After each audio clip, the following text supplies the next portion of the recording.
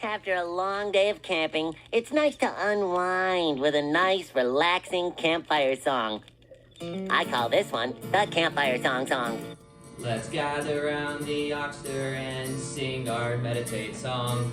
Our MEDITATESONG song. And if you think that this won't help, then buddy, you are wrong. So help us and just sing along. Bum, bum, bum. MEDITATESONG song. MEDITATESONG song. And if you think that this won't help, then buddy, you are wrong. So help us and just sing along. Bum, bum, bum. All right, thanks for that performance, Goof. Can you tell us a little bit about meditation? Actually, don't mind me, Goof, sorry. What is meditation? That is a great question, Jake. Meditation, when we look at the word meditation, it actually comes from the Latin derivative of meditatum, which means to concentrate or to ponder. Now, this practice of meditation has been around for centuries, founded all across the world, across different ancient religions. One important one we like to focus on, is the ancient teachings from India called the Vedas, which were oral teachings passed down from centuries to centuries. They were finally written down between 1500 and 500 BCE. Now, what did the Vedas teach about meditation?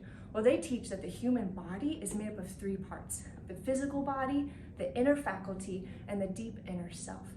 Now, the practice of meditation, what that means is you're concentrating and you're pondering and you're trying to connect with the deep inner self.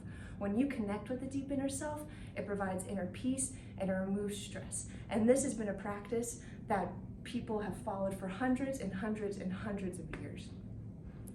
Wow, thanks, Goof. Anyways, Goof, how does meditation help health? Another great question, Jake, that we talked about earlier with the ancient history of meditation. Meditation, being more of an Eastern culture tradition, made its way to the Western culture since the Middle Ages. We see a big increase in the use of meditation in the Western culture in the 18th century.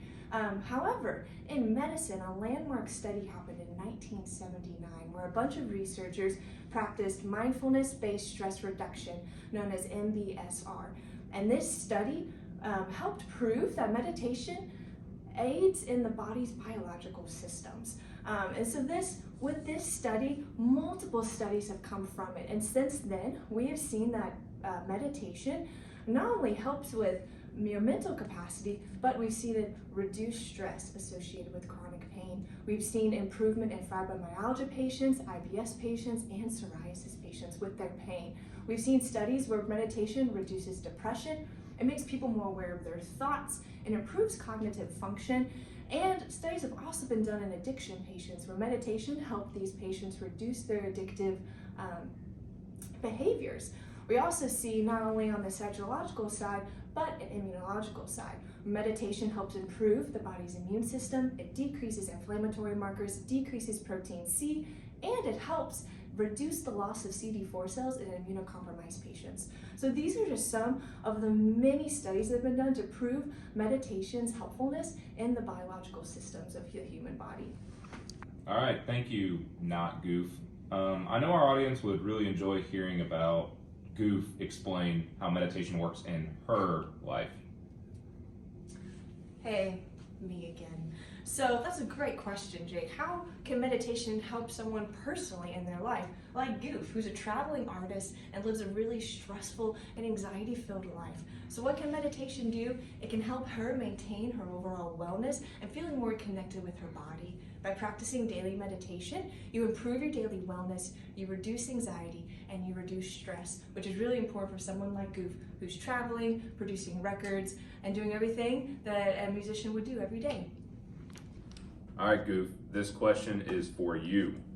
How can medical providers, like physicians, use meditation to help their patients?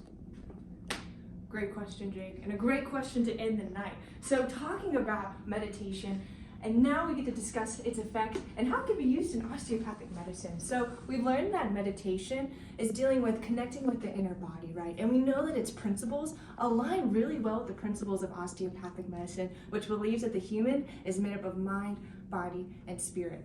So how does this help an osteopathic physician? Well, to truly practice mind, body, spirit, you have to talk about all three, right? And so if we recommend meditation to our patients, we're truly treating them as the whole patient, and we're doing great, comprehensive, and complete care for our patients. So what are some positives about meditation if we want to prescribe it or recommend it to our patients? Well, it's non-invasive, it's extremely accessible, and it's cost effective as well. And it's proven to have little or no side effects. So for prescribing meditation for someone like Sagoof could really help her in her daily life. So today, what have we talked about? We've talked about three main things when it comes to meditation. We defined it, and we talked about its history and its overall impact on health.